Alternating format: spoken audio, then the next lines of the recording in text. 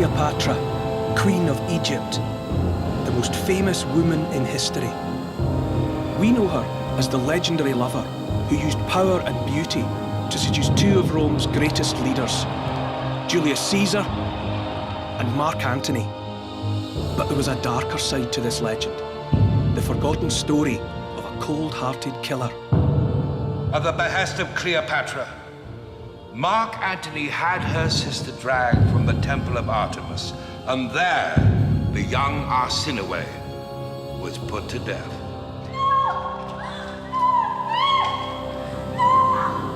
Over the past 2,000 years, this dark side of Cleopatra has disappeared.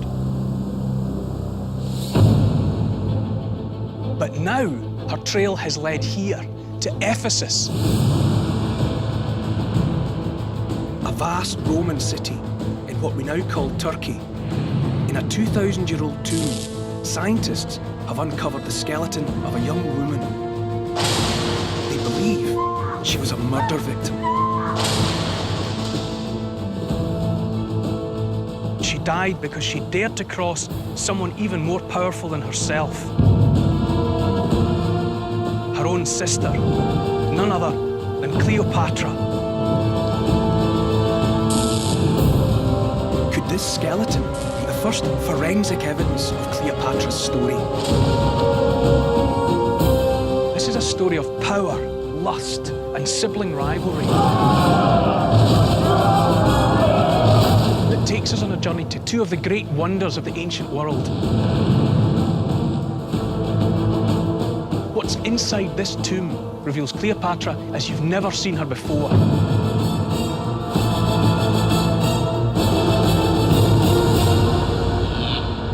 This is the portrait of a killer.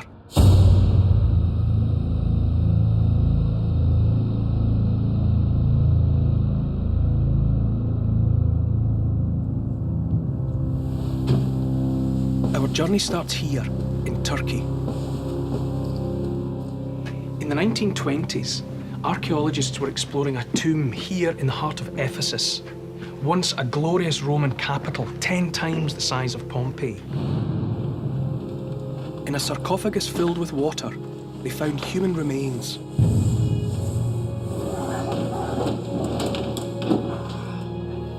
The skeleton was small, with thin bones and a slight frame. They appeared to be the remains of a young woman. But the custom here was to bury the dead outside the city walls. In 500 years, there had only been 4 exceptions, and all of those were men of great importance. So who was she? And what was she doing here? The archaeologists had no idea who they'd found, or her importance, and they resealed the sarcophagus.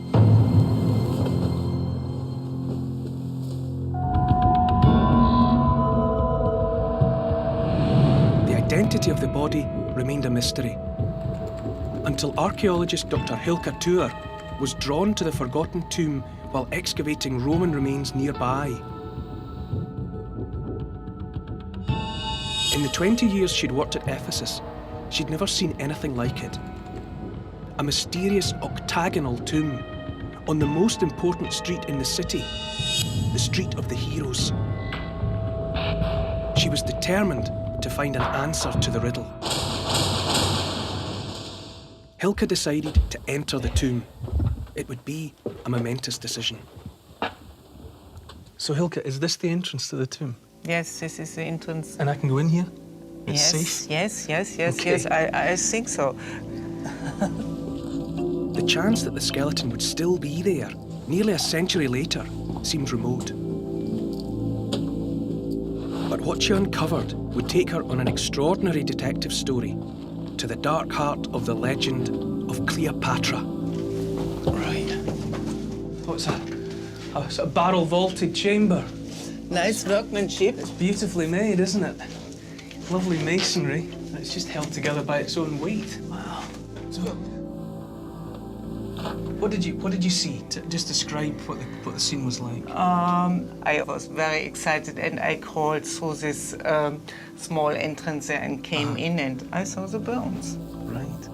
the long bones from the legs, and they really were partly in the one niche and partly in the other niche. I immediately thought we now have at least the skeleton of the owner of this grave chamber. How fantastic, you know, that there was someone in here, obviously of some kind of significance, and to then immediately wonder, you know, who, why was somebody worth this? What was their story? It's great. Determined to discover the identity of this mysterious skeleton, Hilke had little to go on. It was incomplete. She decided to search ancient records for a woman important enough to be buried in such an unusual tomb. In the Roman accounts, she found a reference to the horrific murder of Princess Arsinoe, Cleopatra's sister. Please go in, come. A forgotten but bloody chapter in the legend of Cleopatra. In the city of Ephesus, at the behest of Cleopatra, Mark Antony had her sister dragged from the temple of Artemis, and there, in this holy place, the young Arsinoe was put to death.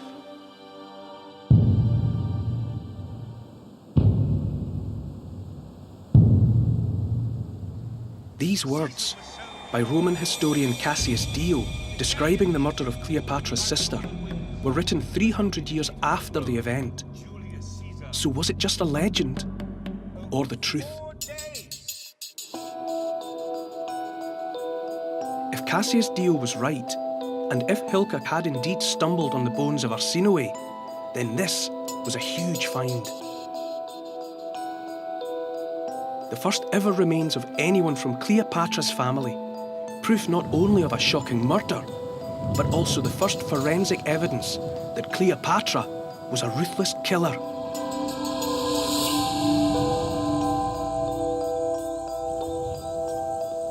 If this was Arsinoe, how did she end up in a tomb 1,000 miles from Egypt, where she was born?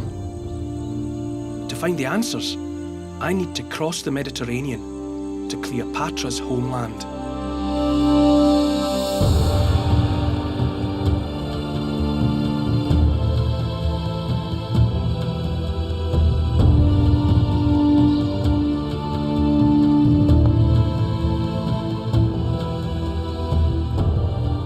We're in Egypt, at the magnificent temple of Karnak. By the time Cleopatra came to the throne, this place was already 2,000 years old. The golden age of Egypt was past. Its future was hanging in the balance.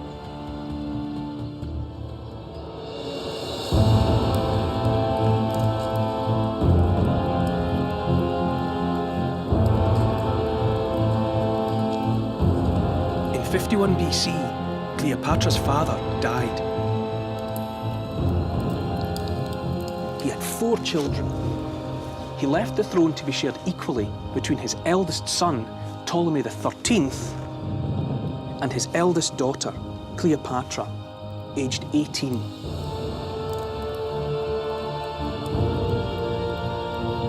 Also, and in the custom of Egyptian royal families, both rulers, brother and sister, were to be married to each other.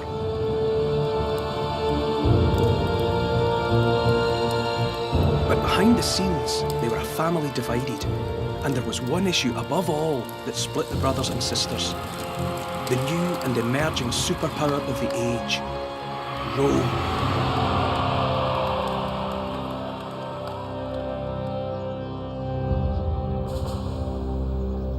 The Roman Empire was expanding across the Middle East, and for the first time, Roman troops had established a foothold in Egypt.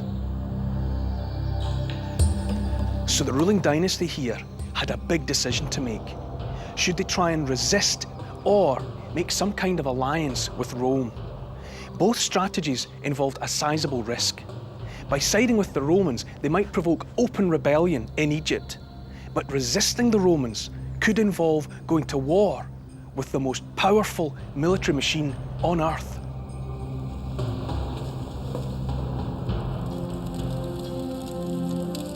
Cleopatra wanted to be Rome's friend, but her brother, Ptolemy XIII, disagreed, and he was supported by their sister Arsinoe. They believed it was time for Egypt to stand up to Rome. The family argument rapidly got out of hand.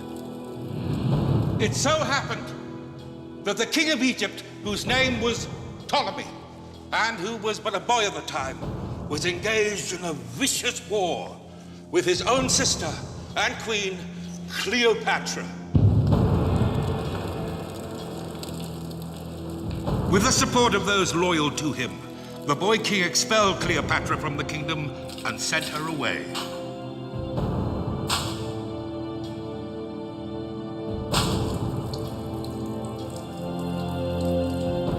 Cleopatra was banished from the Egyptian capital, Alexandria.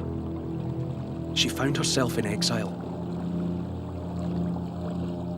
But Cleopatra wasn't finished yet. There was one sure way to get back at Ptolemy, and that was with the help of Rome. Cleopatra was her father's daughter, and he was a friend of Julius Caesar. He had written in the royal will that if there was conflict over the succession, Rome should be the impartial judge.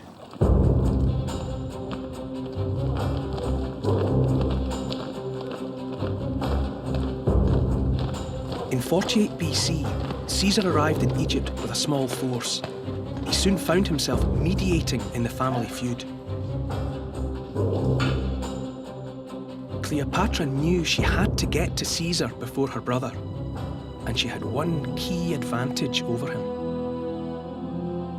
Cleopatra believed that Caesar might well yield to her charms, for she was a woman of surpassing beauty in the flower of her youth. Cleopatra decided to seduce Caesar, a move which would have fatal consequences for her brothers and for her sister Arsinoe. 2,000 years later, it's time to test the astonishing theory that this might be the skeleton of Princess Arsinoe. Armed with state-of-the-art forensic science, Dr. Fabian Kantz is brought in to examine the skeleton. If the bones from the octagonal tomb are male, the theory will collapse at the first hurdle. So Fabian, what can you tell from a first analysis of the skeleton? From the first analysis, I think, or I'm sure that it was a female. I can show you for comparison from other skeletons. Two pelvics, one from a male and one from a female. Oh, right. Well, you can, there's clearly, that's a much bigger space there, isn't it? And so the female pelvis is, well, basically got room for a baby. Yeah. Right. And if you take the pelvic bone from the skeleton from the octagon, you can see it's a wide angle. And so it, from the morphological point of view, it must be have been a female. Okay, so it's a woman. But can Fabian discover anything else from the bones? The next, after the sex, what you try to establish is the age at death. And in this case, you can see on the long bones that they are still not completely grown because the epiphysis and the diaphysis are not fused together. So the bones start out in pieces and then gradually grow together and become one? They grow in this gap. I show it to you with a fully developed adult skeleton where even this gap is completely gone. Yeah, that's quite clear, isn't it? Yeah. So this skeleton here is female, and how young? I would say between 15 and 17, maybe 18. So just a youngster. We also know Arsinoe was Cleopatra's younger sister, and that Cleopatra was 18 when she came to the throne. So this too fits with Hilke's theory.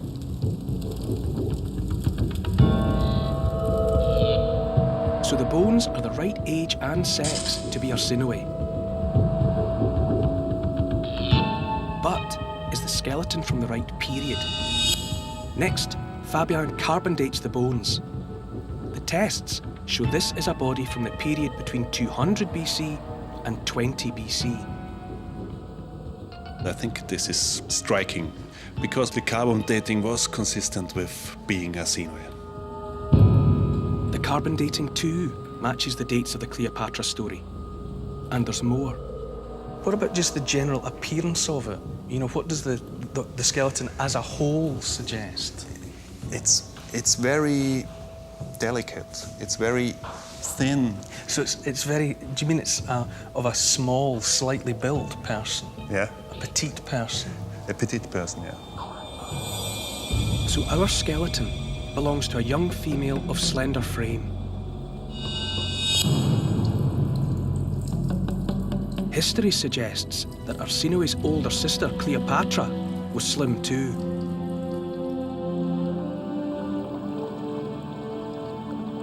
Famously, she used her size to smuggle herself back from exile into the royal palace. Here's what the Roman writer Plutarch has to say. Cleopatra sailed into Alexandria in a little skiff and landed close to the palace just as it was getting dark, and she was able to enter undetected. She rolled herself up in a bed sack tied with a thick cord and had it carried indoors to Caesar.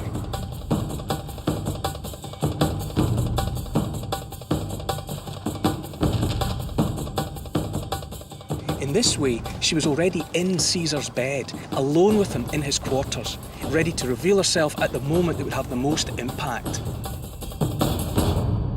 It reveals the clear and calculating mind of Cleopatra, a woman able and willing to do whatever was required to get her what she wanted. Caesar was 52 years old. She was only 22.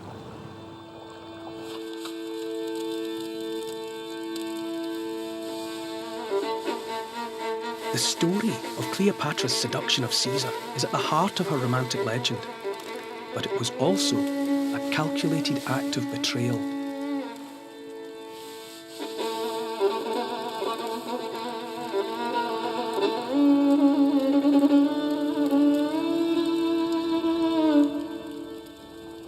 Others have written long before I that her hair was mussed with so deft a touch as to give the air that she had been tearing at it. Her face, the picture of sorrow, and yet not a tear had been spilled. And how she pleaded to the Roman leader, Mighty Caesar, birth come report. I have been driven from my father's throne. I shall be in exile forever, unless your guiding hand restores me to my rightful destiny. And therefore, I, a queen, beg at your feet. Hearing her speak but a few words, Caesar was instantly captivated, such that he spent the whole night with her in infamy. By getting into bed with Caesar, Cleopatra was in effect stabbing her brothers and her sister Arsinoe in the back.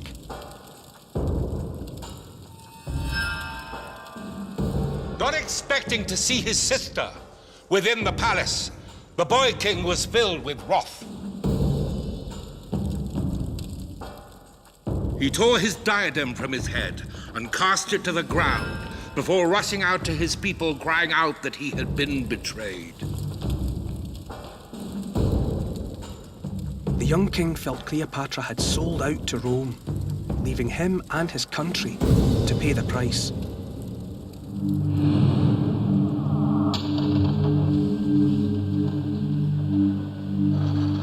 In modern-day Ephesus, Fabian is still working with an incomplete skeleton. Last summer, he decided to go back into the tomb with a slim hope of finding new evidence. He struck lucky.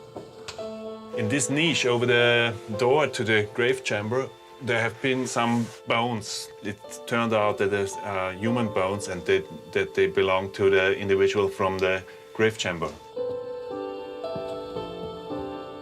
The chance to find additional bones in this grave was nearly nothing, I think. It was a great day.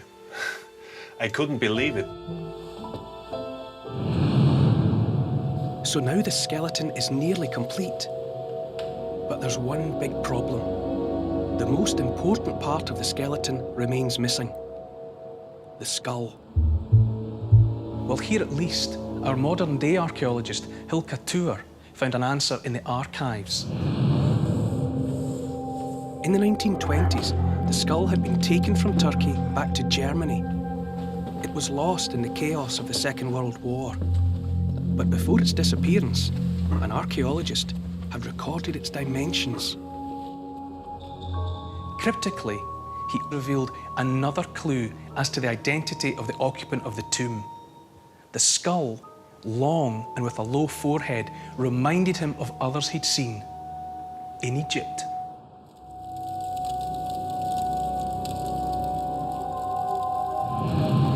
By a stroke of luck, his precise notes, photos and measurements of the skull survived. Using the latest scientific technology, a world-renowned British facial reconstruction team believe they can use this evidence to rebuild the skull in virtual reality. Well, this has been a challenge, but it's been quite interesting to take in these two-dimensional images and recreate a 3D model within the planes created by the images. And we can take a template skull of a similar age, sex and ethnicity into the space and then alter that to fit the morphology, the shape that you can see of the skull on the images. So what might the 3D reconstruction reveal about the identity of its owner? The eye sockets are quite large in relation to the upper face, and that's something that's quite common in children. It's also something that's common in young females, but I think proportionally the cranium suggests this is a young adult.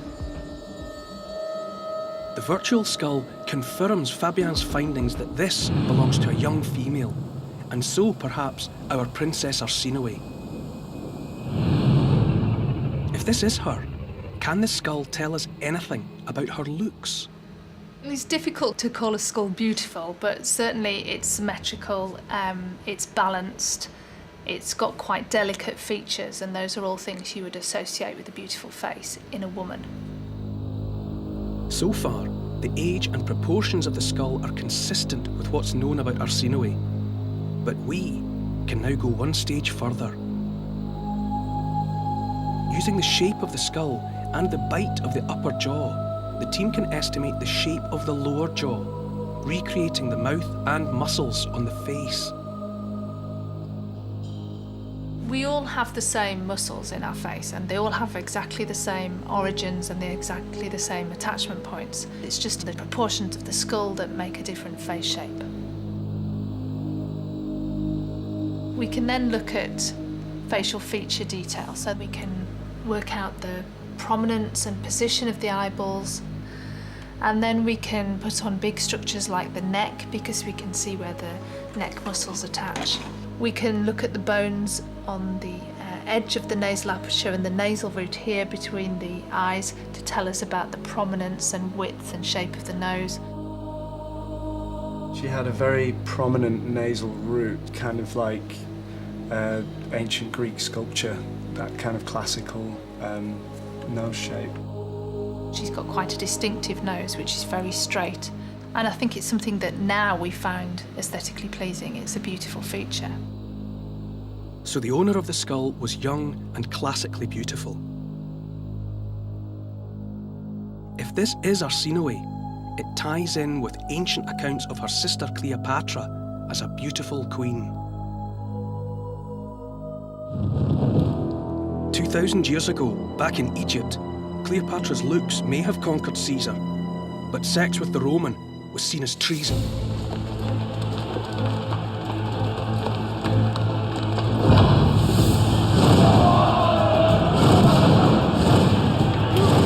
Troops loyal to her brother and sister took up arms and besieged the palace in which Caesar had made his headquarters.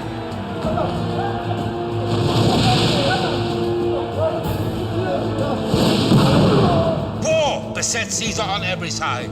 Missiles fell upon the palace and shattered the roofs.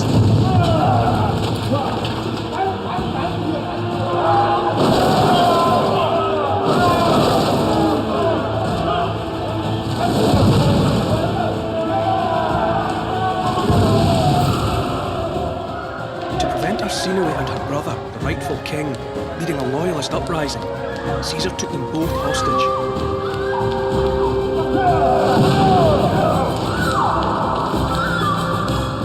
Caesar rushed from one hall of the palace to the next, dragging all the while the king by his side. He took some consolation in holding the boy hostage. If he could not return the fight with firebrands and missiles of his own, then at least he could hurl at the Egyptians the head of their own king. Barricaded inside the palace complex, Caesar sent for reinforcements, but they would take weeks to arrive by sea.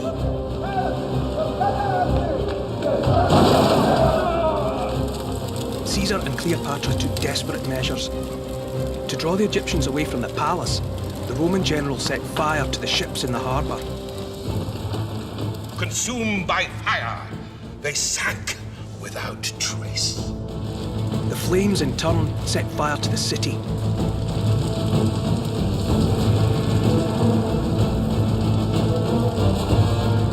The wind fanning the flames until they streaked across the roofs as fast as meteors. This inferno drew the Egyptians away from the palace as they rushed to rescue the city. Caesar did not waste a moment. Seizing the opportunity, Caesar led his bodyguard to the mouth of the harbour.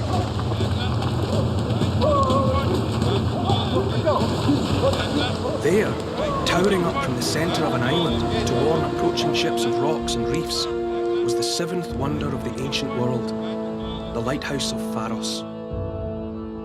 The lighthouse of Pharos. Caesar described it, soaring in height, a work of unimaginable construction. It stood on an island at the mouth of the harbor, and whoever controlled this island controlled the traffic of all ships into Alexandria. So in all haste, Caesar dispatched his troops to seize the island and the great lighthouse itself.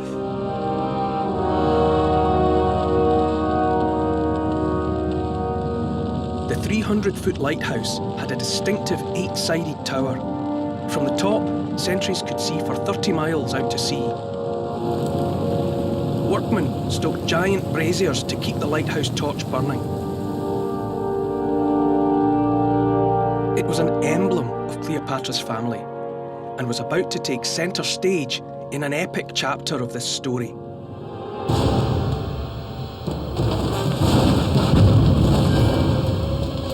As the battle raged, the young Princess Arsinoe stole a moment to turn the tables for the Egyptians. She made a daring escape from the palace.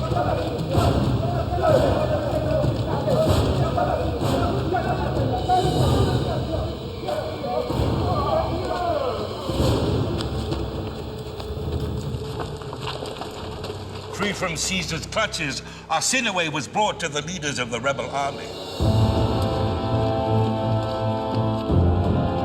Once again, the Egyptians had at their head a member of the royal dynasty of the Ptolemies. The rebels proclaimed Arsinoe their queen to lead them in rebellion against Caesar and Cleopatra.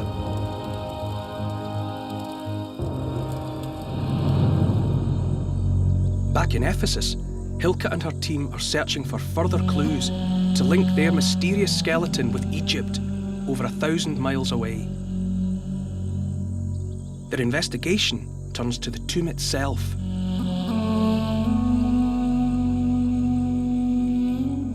The heroes' tombs in Ephesus all carried symbols which told the story of who was buried inside. 2,000 years ago, everyone would have known who they were. Today, we have to decipher our tomb like a secret code. Only the burial chamber and its octagonal base remain intact.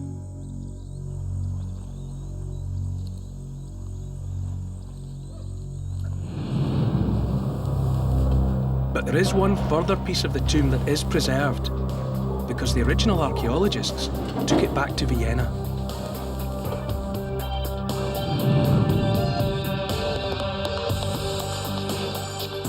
Nearly 20 feet high, it's still only a third of the height of the whole building.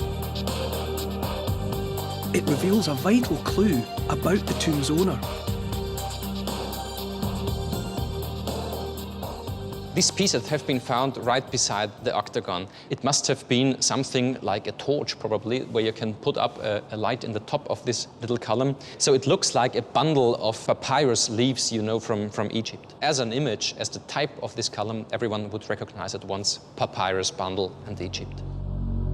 So the stone imagery strongly suggests the tomb's owner was Egyptian. But to decode the building in full, the team would have to rebuild the whole thing.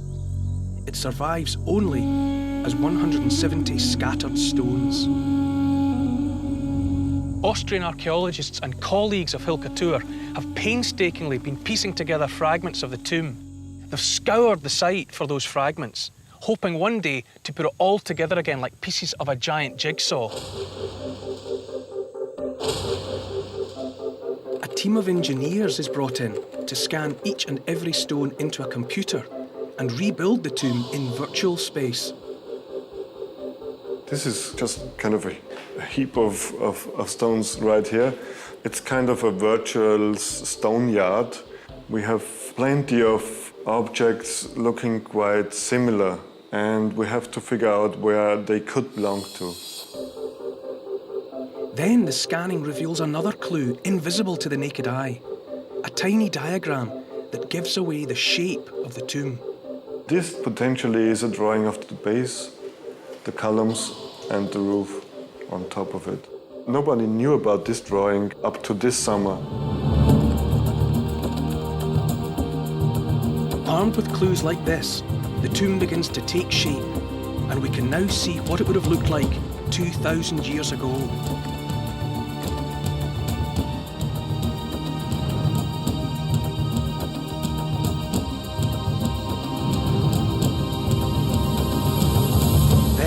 It stood 50 feet high and 13 feet wide, the most prominent tomb in Ephesus. And most important of all, it had 8 sides. Hilke searches in vain for tombs from this period with the same peculiar octagonal shape. Once again, she turns to the story of Cleopatra and her sister Arsinoe and uncovers the story of the battle for the Pharos lighthouse. Hilke is immediately struck by the 8-sided tomb's resemblance to the lighthouse. The symbol of Cleopatra's dynasty, the Pharos was the most prominent octagonal building in the ancient world. This is a eureka moment.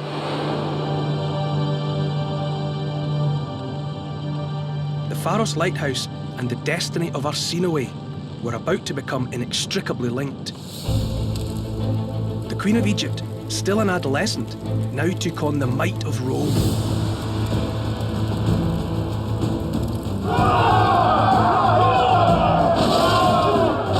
With Caesar pinned down on the island of Pharos, her troops launched a surprise attack, catching him completely off guard.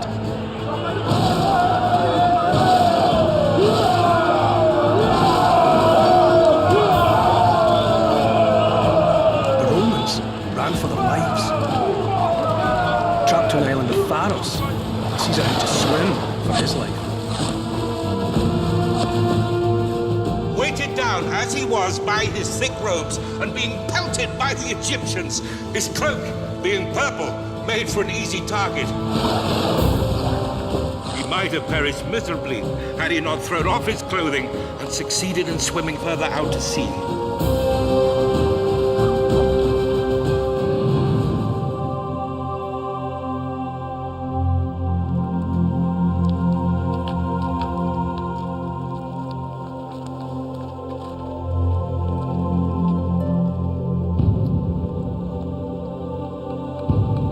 Caesar barely escaped with his life and staggered back to Cleopatra at the palace. The hero of Rome had been defeated by Arsinoe, barely a teenager. The Pharos lighthouse now became a symbol of her famous victory.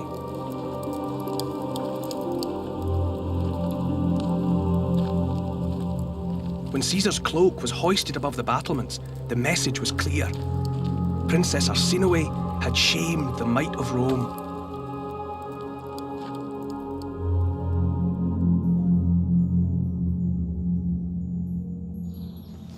There was an incredible moment when it looked like there might be the start of a new dynasty.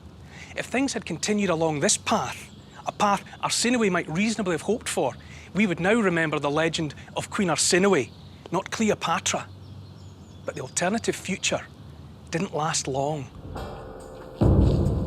The rebels began to argue among themselves. Caesar used the breathing space to bring in reinforcements from Syria. He launched a counterattack. Caesar had promised to restore his lover to the throne, and now he was to honour his word. The young Ptolemy was pursued by Roman troops, and, weighed down by his gold armour, he was drowned, trying to escape across the Nile. Cleopatra's first rival for the throne had been dispatched without her having to lift a finger. Caesar had done the work for her.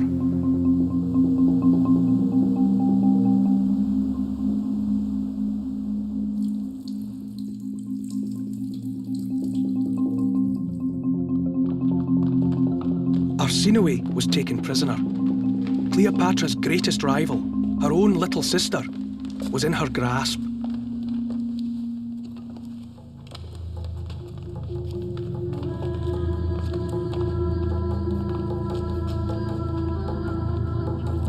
Caesar was victorious, but he didn't take over Egypt. He placed Cleopatra, in whose name he'd fought the war, back on the throne. By tradition, she was to marry her last surviving younger brother. He was around 12 years old.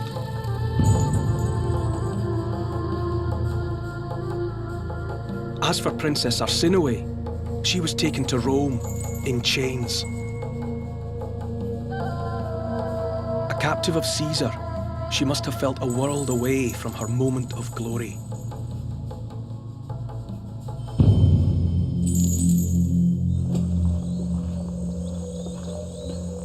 In 46 BC, Caesar celebrated his Egyptian triumph in Rome. Top of the bill of the entertainments was an effigy of the Pharaohs and a parade of the Egyptian prisoners captured in Alexandria. At their head was Arsinoe. Caesar had a special treat in store for the crowd. The custom was to take the main prisoner at the end of the parade and strangle her to death. Imagine what that must have felt like for Arsinoe. Did she know that that was what was intended for her? And whatever else she was, whatever else she might have done, she was just a young girl. But in Caesar's eyes, she was the teenage rebel who had taken on Rome, and this would be her just desserts. When he returned at last to Rome, a glittering festival was held to honor Julius Caesar.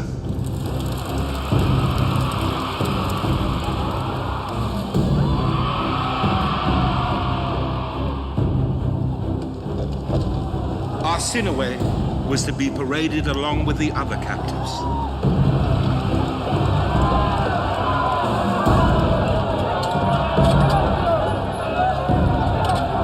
It was a spectacle which had never before been seen in Rome.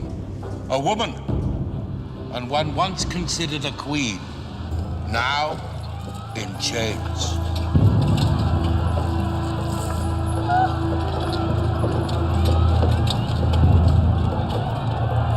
Behind her, Caesar paraded a burning effigy of the lighthouse of Pharos. Once the embodiment of her greatest victory, it was now a symbol of her humiliation.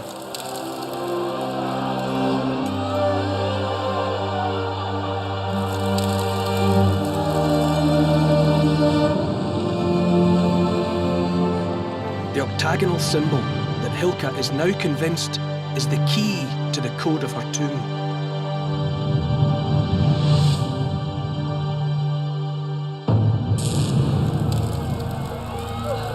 To the onlookers, Arsinoe looked more like a child than a rebel leader. execute barbarians was one thing, but to strangle a young princess as a circus act was quite another.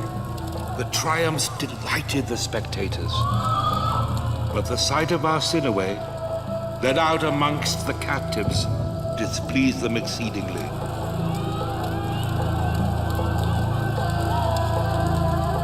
Caesar's stunt backfired.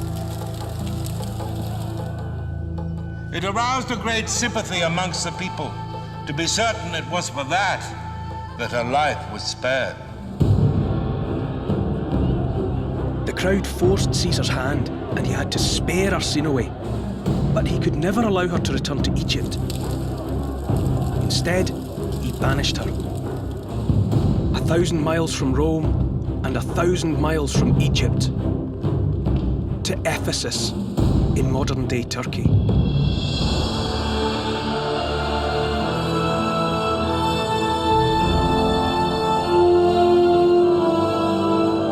Ephesus was a vast imperial capital, Rome's gateway to Asia.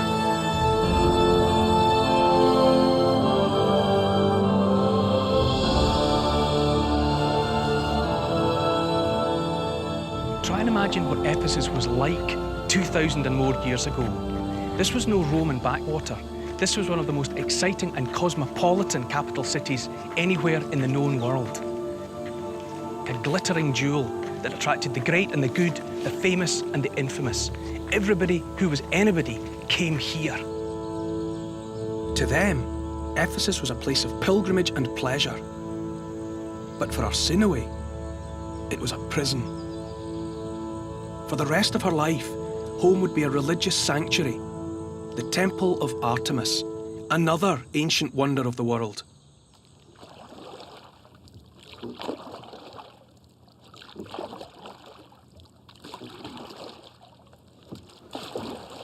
In ancient times, the building was visible from miles out to sea, even at night. And this is what Princess Arsinoe would have seen as she approached by boat.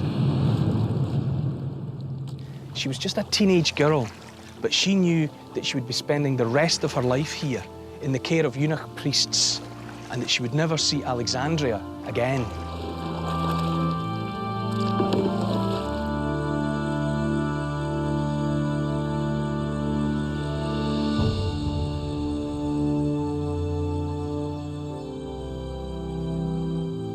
These ruins might not look like much today, but 2,000 years ago, this place was the reason for the fame of the city. This was the Temple of Artemis, one of the 7 wonders of the ancient world.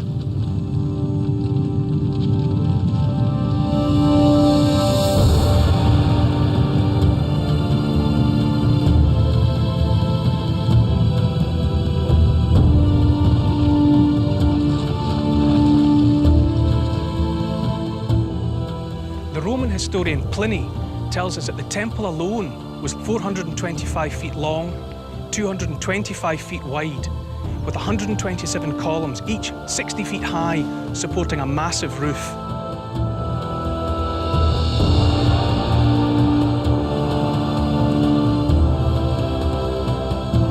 It was here, 2,000 years ago, Cleopatra's sister came to seek sanctuary. Dr. Sabina Ladstatter knows just how important Artemis was to political exiles like Arsinoe. It was a common practice that you may ask for political asylum.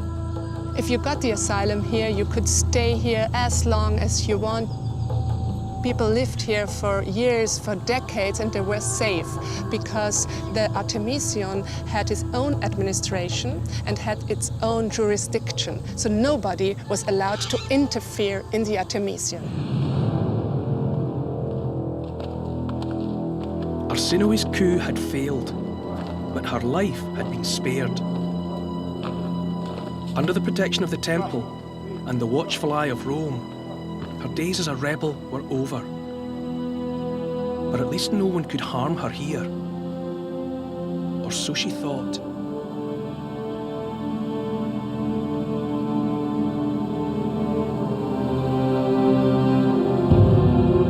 Just 2 years later, in March 44 BC, the man who had spared her life, Julius Caesar, was stabbed to death.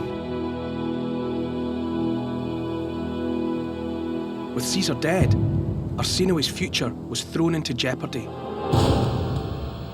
For Cleopatra, there was no one left to curb her ambition to be sole Queen of Egypt, even at the cost of her own family. With Caesar gone, what would she do? The bloody answer came within weeks. She had her husband, co-ruler and last little brother, murdered.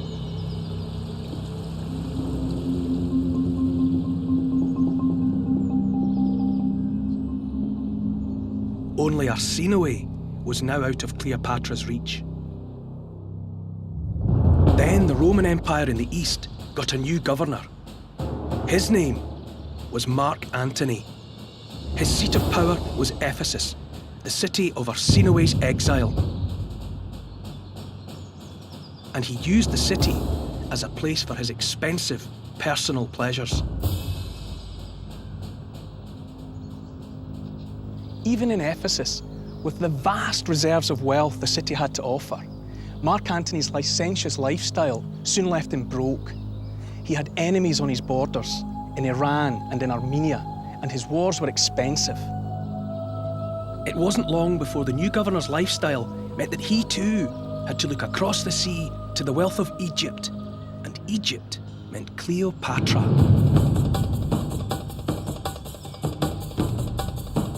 Antony summoned her to Tarsus in modern-day Turkey. But Cleopatra played hard to get. If she did come, it would be on her terms. She was older now and more savvy. She had received several letters from Antony. Still, she refused to come. Then, as if in mockery of them, she sailed to Tarsus to meet him. The people poured from the towns to catch but a glimpse of her. The throng streamed away till at last, just Antony was left seated alone on his chair. She herself lay under a canopy of golden cloth, adorned like Venus, while beautiful boys stood either side of her in adoration of their queen.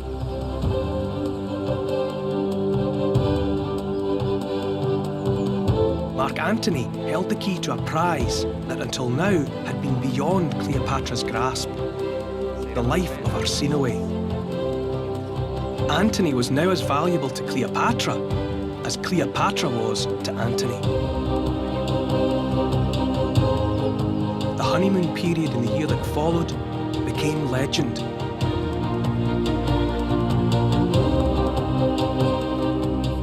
Every day they would hold even more lavish feasts for one another. Cleopatra constantly flattering him, meting out each day some fresh new delight, some enticing little way to charm him, releasing him neither night nor day. She watched him as he exercised himself in arms. She drank with him, she played at dice with him, she hunted with him.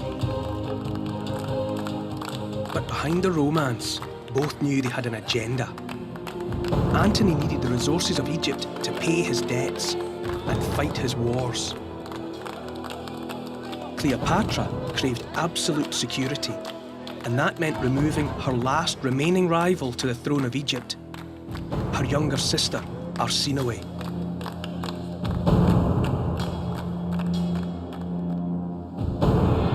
But at the Temple of Artemis, under the care of priests, the princess was surely no longer a threat to anybody, least of all Cleopatra.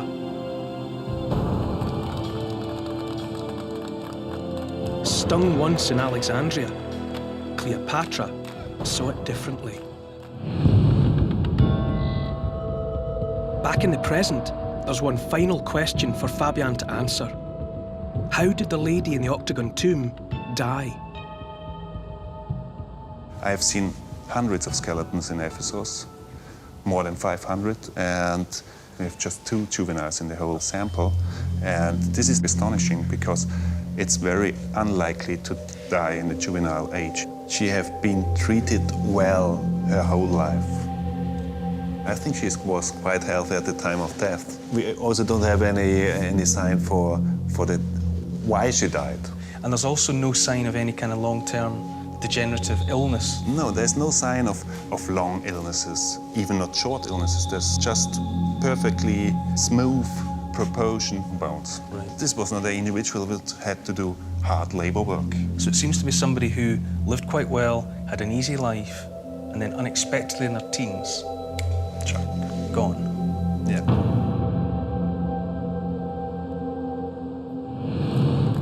The Roman sources were in no doubt. Arsinoe died a sudden death, and they knew who was responsible. At Tarsus, a deal had been struck between Antony and Cleopatra, and Arsinoe was to find out what this meant for her.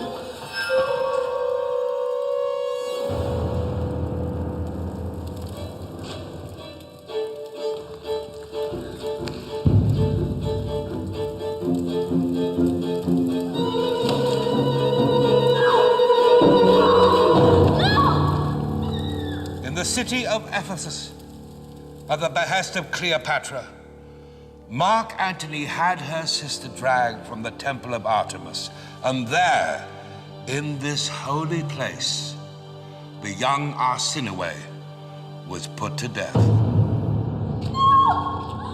It was not only a shock in Ephesus, it was a shock in Rome and everywhere, you know. It was unbelievable that somebody interferes in a sanctuary, and especially in the Artemision of Ephesus. It was the biggest crime in this period.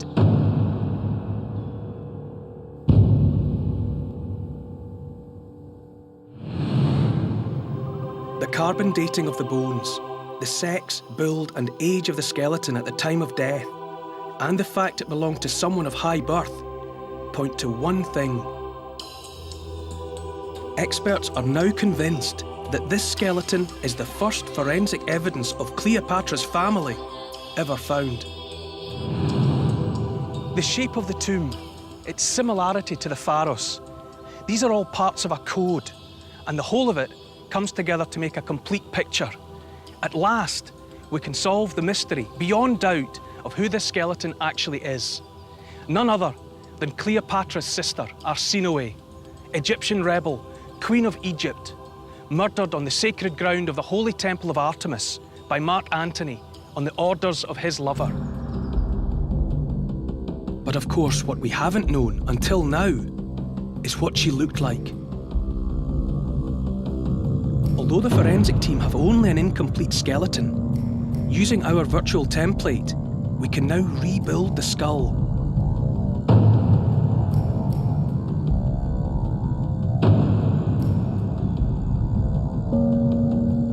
Hilke and Fabien thought the skull was lost forever, so I'm dying to see how they'll react.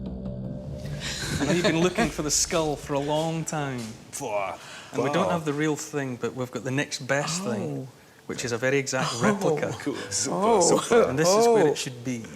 May we touch it? Yeah, of course. It's Of course. No, it's cool. This is really cool, yeah. Brilliant. Perfect. It's really like looking in her face. Yeah. But this is quite another thing, to have the skull of her in your hands. Yes. This is a really enormous, big feeling.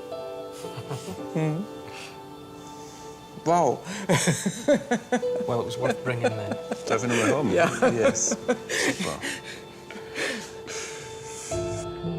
The forensic team are convinced they've proved beyond doubt that these are the bones of Princess Arsinoe.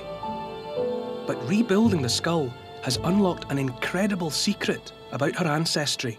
Until recently, Cleopatra's dynasty was thought to be Greek, European, Caucasian. But some scholars now believe Cleopatra and her siblings had African blood. Could the answer be in this skull?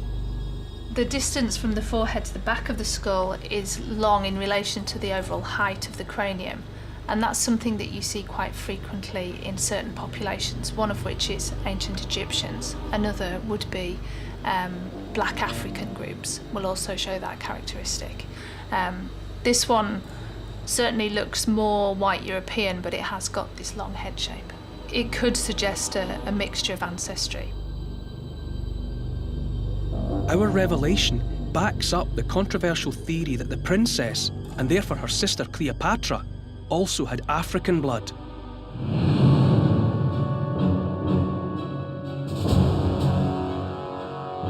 "11 years after Arsinoe's death, Antony and Cleopatra made a bid to take over the Roman Empire, but their forces were annihilated.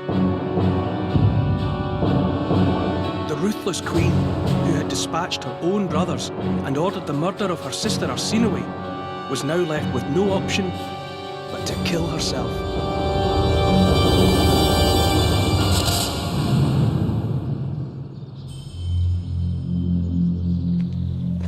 By killing her sister, Cleopatra ensured that her last rival was dead. But she also ensured that there would be no more descendants of her father's line to do battle with Rome. Cleopatra thought she could use the Roman Empire, first in Julius Caesar, then in Mark Antony, to keep her on the throne. But she was wrong. Egypt became just another province of the Roman Empire. Although Cleopatra succeeded in murdering Arsinoe, she couldn't erase her entirely from history. So only one last question remains. What did she look like? Now that we've remade the skull of the lady from the octagon, we can finally rebuild her face.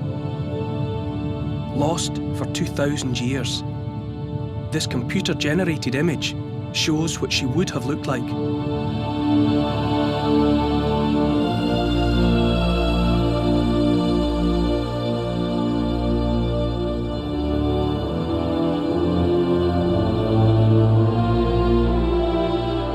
Scientists are convinced this is Cleopatra's sister, Princess Arsinoe. This may be as close as we'll ever get to seeing Cleopatra in the flesh.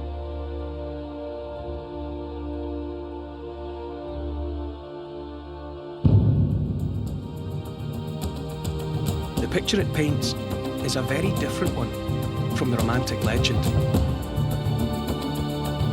Not just a cunning politician, a beautiful queen, or an amorous seductress. This is the portrait of a killer.